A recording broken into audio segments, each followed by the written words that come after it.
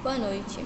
Vamos falar sobre o capítulo 35 do livro Toxicologia Forense, acerca de adulteração de medicamentos e outros produtos. A adulteração é definida como substituição deliberada, adição, falsificação de produtos, ingredientes e/ou embalagens, ou declarações, propagandas falsas sobre um produto. E essa é uma prática antiga que ocorre principalmente com o objetivo de aumentar os lucros.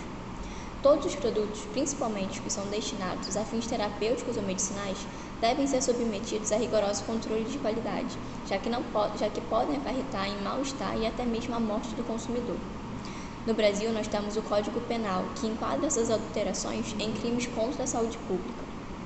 Já em países em que a regulamentação e a legislação não são tão rigorosas, a adulteração de medicamentos representa um alto risco à saúde pública e pode gerar danos incalculáveis, já que não há conhecimento prévio sobre a dose ou sobre o ativo ingerido, podendo até ludibriar os testes da Anvisa, Agência Nacional de Vigilância Sanitária, porque a partir do momento que ocorre a adulteração, cria-se um novo produto, que pode, em parte, parecer com o original, mas não tem as mesmas substâncias, os mesmos efeitos e, portanto, não tem a mesma eficácia. Em 1998, através da Portaria 802, a Anvisa instituiu que as indústrias medicamentosas são obrigadas a informar nas embalagens o número do registro do Ministério da Saúde, o lote e o código de barras em todas as unidades produzidas, e entre outras medidas a fim de assegurar a segurança.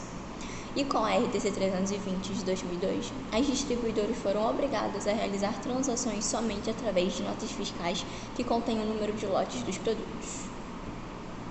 Dando continuidade ao que foi dito pela colega anteriormente, no mundo, o número total de incidentes reportados cresce a cada ano. Acredita-se que em outros, a facilidade do acesso às tecnologias para copiar um produto farmacêutico impulsiona esse tipo de crime, somado ao comércio pela internet, que facilita a compra anônima de medicamentos sem prescrição, muitas vezes em sites fraudulentos. As principais classes de medicamentos adulterados são para disfunção erétil, hormônio, esteroides, anorexigênios, antibióticos, analgésicos, antineoplásicos e medicamentos que só podem ser vendidos com receitas especiais, ou seja, os medicamentos controlados pela Portaria 344 de 1998 da Anvisa. A verificação da falsificação fundamenta-se basicamente na comparação entre o produto original e o produto suspeito por exame macroscópico das embalagens e bulas, avaliação externa de forma farmacêutica e análise química qualitativa e quantitativa dos ativos e adjuvantes. O dietileno de glicol ou éter de glicol é uma substância que, quando combinada com água, ela possui função anticongelante.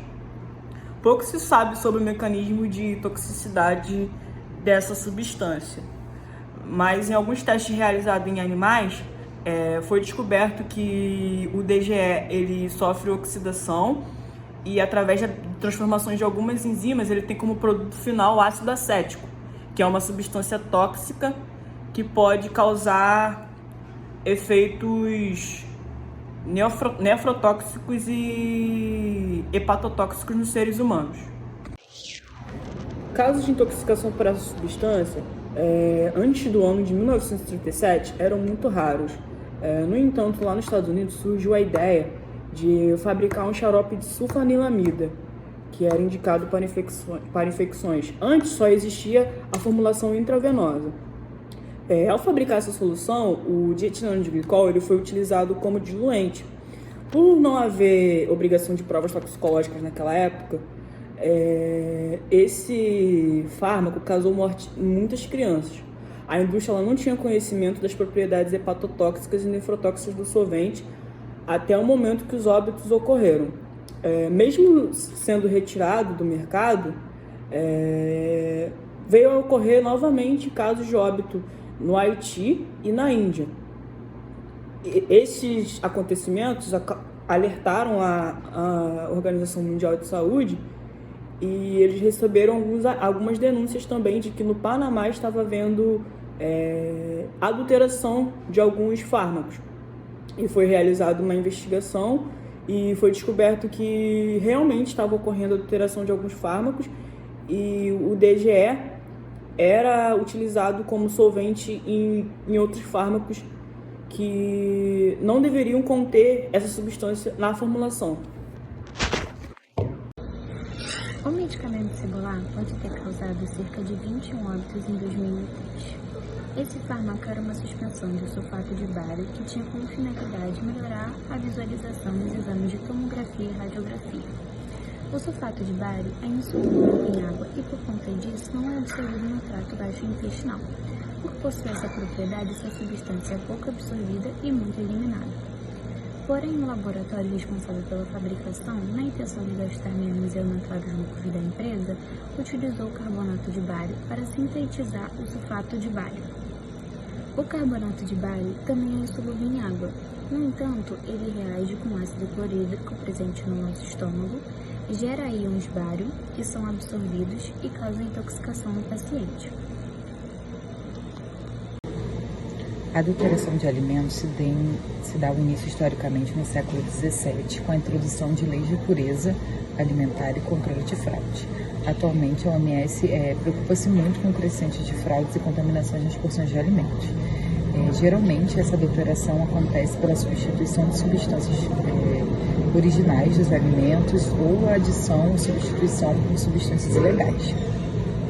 A FDA fala que toda adulteração comercialmente, que é economicamente motivada, ela tem a intenção de substituir um determinado composto em um produto com a finalidade de agregar valor ou de diminuir os custos de produção. Alimentos que sofrem muito com isso são o suco de laranja, o azeite de oliva e o leite. Atualmente também nós temos um grande problema, que é a falsificação de medicamentos. E esses medicamentos são falsificados, seja por alta demanda, medicamentos que têm um alto uso, ou medicamentos com custo elevado, ou medicamentos que são muito novos no mercado, que envolvem novas tecnologias. Eles podem ser falsificados alterando o princípio ativo, com a inexistência do princípio ativo, com troca de data de validade, lote, com falsificação de embalagem, e seja qualquer a adulteração de alimentos ou medicamentos, uma forma da gente erradicar isso seria a comparação entre o nosso produto original e o nosso produto falsificado. Bem, o Sudan é um corante água sintético utilizado como aditivo pelas indústrias na descoloração de plásticos e outros materiais sintéticos. Por ter grande suspeita de conter ação genotóxica e carcinogênica, o uso em alimento é estritamente indevido. Porém, devido ao seu baixo custo, devido às propensões que ele tem para cor e estabilidade, ele ainda é encontrado em alimentos como páprica, ketchup, salsicha, entre outros. A adição de nitrito e sulfito em carne. Bem, eles são usados para o controle do escurecimento enzimático e não enzimático do produto, porque ele contém ação antimicrobiana, antioxidante e clarificante. Porém, o seu uso também é estritamente proibido, porque ele promove uma falsa cor vermelha viva e também reduz o mau odor causado pela decomposição da carne. Ele também pode acarretar diversos problemas de saúde para os seus consumidores, inclusive graves espasmos bronquiais. No leite, a gente consegue descobrir algumas substâncias que são encontradas de forma indevida. A melanina no leite, ela, a princípio, ela é usada na fabricação de plásticos e adesivos. Porém, no leite, ele é usado indevidamente nas indústrias para repor e aumentar o valor de nitrogênio da proteína que é perdido durante a fabricação. Já o formaldeído no leite, ele permite que mais condições higiênico-sanitárias de obtenção, de conservação e transporte, isoladas ou associadas, fossem dissimuladas. Porém, o formaldeído ele pode ser considerado um agente com propriedades tumorogênicas em nós humanos. Já o hidróxido de sódio no leite, ele é adicionado para mascarar a adição de água e aumentar o volume final do produto. Essa prática leva à redução do valor nutritivo do leite e a sérios problemas e riscos à saúde dos consumidores. A soda cáustica, né, que é o hidróxido de sódio, ele acaba corrigindo a acidez do leite e mascara o percentual do crescimento bacteriano, que pode estar fora do padrão, fora da especificação, porém ele é mascarado e a gente não consegue obter esses resultados. Bem, o cromato de potássio em pão francês, ele vai atuar favorecendo a formação de uma rede proteica. Essa rede proteica ela é formada pelo entrelaçamento de proteínas através de pontes de disulfeto. Com isso, né, os pães eles passam a ter maior capacidade de retenção de gases e com isso seu volume fica maior, né?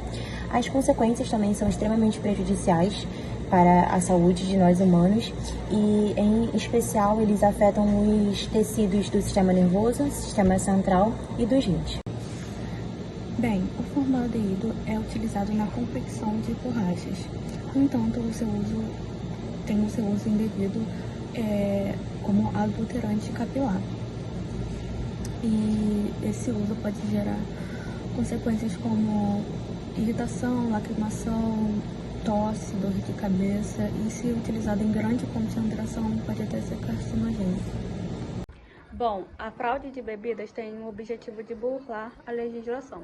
Porém, essa adulteração pode gerar risco à saúde da população. Algumas das infrações estabelecidas como fraude são falsificar a bebida e a matéria-prima, realizar os processos desde a fabricação até o comércio em desacordo com o regulamento, instalar um estabelecimento de bebida industrial sem o registro do Ministério da Agricultura e do Abastecimento. Bom, graças à sua boa solubilidade e afinidade com lipídios, o metanol ele é absorvido rapidamente pelo trato digestivo e a pessoa pode apresentar desde náusea, vômito, dor de cabeça, até acidose metabólica, degeneração do fígado, rim, entre outros. Bom, o dietileno glicol no vinho foi utilizado visando o lucro, visto que o objetivo dele era prolongar a colheita e adocicar o vinho. Apesar de não ter sido reportado nenhuma morte por consequência dessa adulteração, essa prática é completamente proibida e os responsáveis foram condenados. Bom, gente, a adulteração em fitoterápicos acontece quando o objetivo é acelerar o processo da substância, tornar mais rápido, e muitas das vezes esses produtos são vendidos como naturais e não são escondida, né, a verdadeira composição de toda a substância. Isso pode gerar risco à saúde.